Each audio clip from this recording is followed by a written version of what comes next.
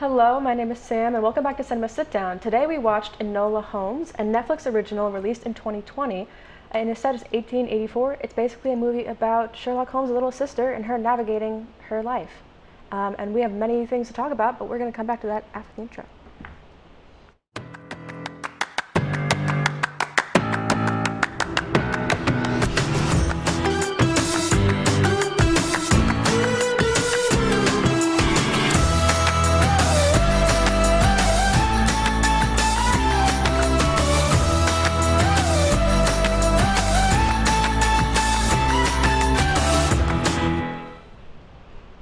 Hello, welcome back. I'm here with some awesome people that want to talk about this cool movie.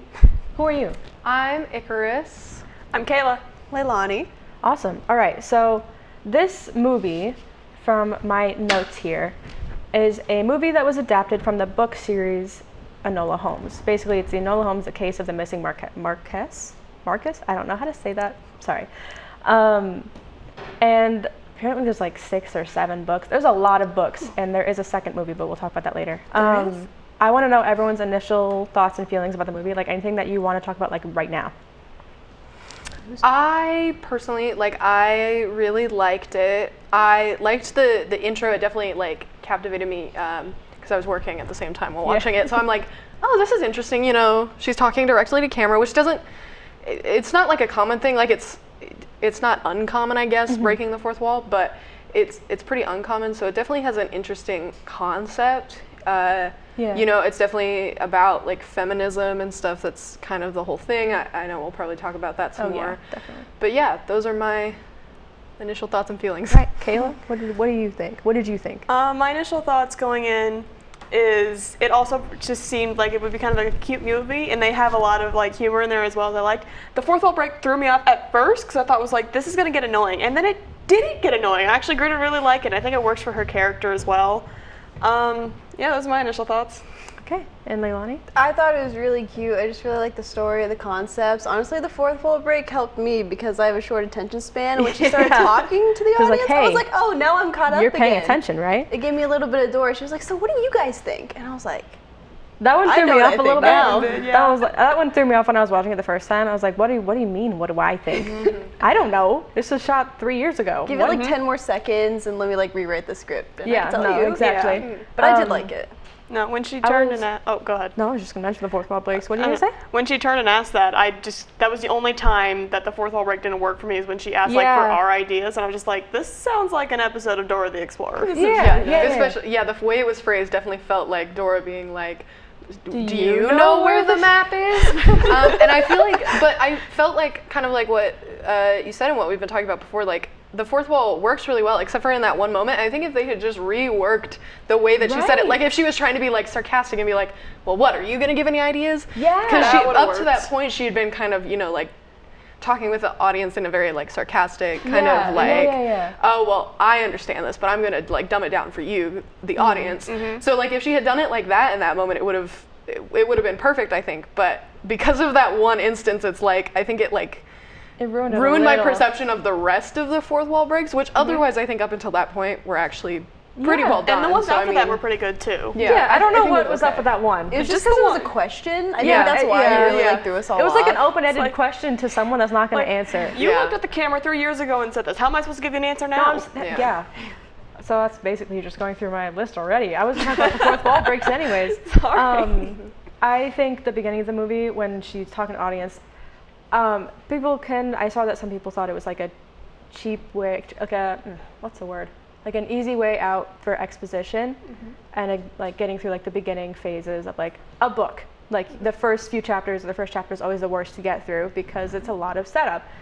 So I liked that it kind of brought me up to pace really quickly without me having to figure it out, because brain don't work. So I don't I'm not having to think too much. And she just said it for me, and I was like, beautiful. And it was nicely said. Agreed. I feel like you have to keep in mind that it is adapted from a book, and it's a book about someone in the Holmes family. They're detectives. So I feel like the exposition works in that case. In another movie, you'd be like, yeah, that's cheap, that's whatever, that's an easy way to get out of narratively telling the backstory behind it. But since it's adapted from a book and the context of it in itself, I think it actually works really well. Yeah. And it's like, it reminds you like, oh yeah, this is a book about, you know, detectives and stuff. A 16-year-old detective, Right. essentially, so, yeah.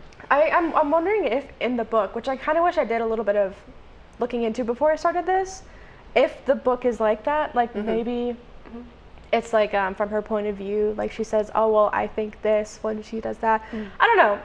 I'm actually kind of interested. I didn't know it was a book series until I looked up some stuff about it before the shoot, but now I'm interested. Now I kind of want to go find them and read them. Exactly. I'm planning on just gonna be like, where's the books? And Exactly. maybe see if it held up. Because I mean, we all know the age-old saying, book is better than the movie. But Yeah, Books typically. just don't get my But this- attention. But movies. True. That's fair. And Yeah. there is and this movie was still pretty good. Oh, sorry. What? This movie was still pretty good for, like, most people think like, oh, it was adapted from a book. But it was, I liked it. I It's always a enjoyed hit or it. miss, and I think this one, like the fact that I'm wanting to go find the book and read it after watching the movie is like, in my opinion, like a success. Especially not to be like weird or anything, but especially from a Netflix original movie, those can always be a really big hit or miss. And I liked it a lot. I did. And there's a second movie that is based on the second book, so I'm wondering if they're just going to keep going with the series. I kind of hope they do. The second movie was cute, but now that I know it's based off of a book, I can watch it with a different perspective, I think. Yeah. So. Yeah, I think just as like a sidebar, I feel like mystery books are probably the best form of books that you can turn into a movie. Yeah. Because Yeah. I don't know. That's just my my hot take of the shoot tonight. I don't know is if it's that- hot take. I don't think e- it's yeah, correct. it's just my take of the Cinema Sitdown episode. It is. It is. So I want to talk about the casting choices that they had for this movie, just because I think it's fun. So what we were talking about is that we have Millie Bobby Brown, her, or 11 from Stranger Things, and then we have Superman, or The Witcher, Or The Witcher. and then we have He's on other Bellatrix, things too, but yeah. and then we have Finnick Odair from Hunger Games, And also Stranger Things. and also Stranger Things. So there's quite the cast of people that just picked from different places. I want to know if you thought that it fit together well in the end. I think it still did. I mean, and here's the thing though. I also don't always recognize people, especially like with names. So like whenever I see their faces, I'm like, ah, yes, I've seen you somewhere. I just don't know where. Sometimes it messes with me if like it really is like set like, oh, you are this character kind of thing. Yeah. But I don't know. I thought it really worked pretty well. Who was the mom though? Bellatrix from Hunger Games. Harry Potter. Harry Potter. I don't even know. Not Hunger Games. Why did I say that? Because there's another character from Hunger Games in it. Yeah. I don't know. My brain's everywhere. I do I want was to like, agree. Harry Potter. she looked familiar. I want to agree with you and kind of build off. I almost want to say that the casting choices, at least for certain characters, kind of helped. And I'll say why. Because there's a lot of, despite the fact that like what my degree is right now and what we're reviewing, I'm not the biggest movie buff. So I don't always recognize actors and actresses. I don't always pick up on things. But there's one thing is, I haven't watched much of anything with Millie Bobby Brown in it, and all I've really seen her is Stranger Things, and I never finished that in the first place. But you know who she is. Exactly, I know who she is, but I've never been able to like click. I just thought she was like, oh, she's that one person from the Netflix show, and I never really. Yeah. It never clicked that she was like a talented actress. I really enjoyed how she performed her role in this, and I think it's kind of helping get rid of that. Instead of just seeing her be like Millie Bobby Brown, I'm like, she fit the character really well. She did. I think that's also like a really good point. I'm not gonna lie, when it came to I was always a little bit nervous when I saw Millie Bobby Brown on the front because I don't know why, but people just seem to hate her. Yeah. Because she's a woman. Anyways, We'll get to that. we'll get to that. Don't worry. But people just seem to hate her for anything that she does. Maybe there's a reason. I don't know what it is. But I was like, oh, well, maybe it'll be good, maybe it won't be. When I was looking for a movie, I was just going to Netflix, and I was like, what's this? I've heard good things. And I was like, this is a lot better than I thought it was going to be. This is quite enjoyable. And then there was a second movie, I watched it immediately after, and I was like, these were great. So like you said, I think it gave us a look into an actor's range a little bit. Yeah, I think Millie Bobby Brown definitely shines in this movie more than she does in shows like Stranger Things. I think, not to like get into a tangent about Stranger Things, I think there's a big problem with that is that they've continued the show after the actors have aged way beyond. And they're going through those ages where it's really noticeable. Like a 16-year-old looks different from a 17-year-old. A 17-year-old looks different from an 18-year-old, and so on and so on, up until you get into like your 20s when it starts to level out, but they're going through ages. Like, they started when they were like 14, 15. Yeah, they're all they getting looked into their young. like And 18s, now they're 19s. adults now. And that, so I think in shows like that, people, I kind of lost my train of thought. Like, it's their acting is criticized more because of the context of the show. But in this, she really shines because, you know, she's not going through ages. And she's got like a specific type of personality, and I think that works well, especially when you talk really about well in this, like her aging through Stranger Things. Yeah. Like that show, she's supposed to be this like uncomfortable, like she's just this child that was like abused, and she's supposed to be that way. Yeah. But I think in this one, it's more of like she has more of an intense personality, and she's a lot more like funny, more than you see in Stranger Things, like way more. Yeah. And when you do see Stranger Things, it's like, okay, that was odd. But anyways, I wanted to talk about the themes in this movie. Obviously, feminism and female empowerment is a really big one. Do you have like any parts that stood out to you about that specifically? A few, yeah. Few? Yeah.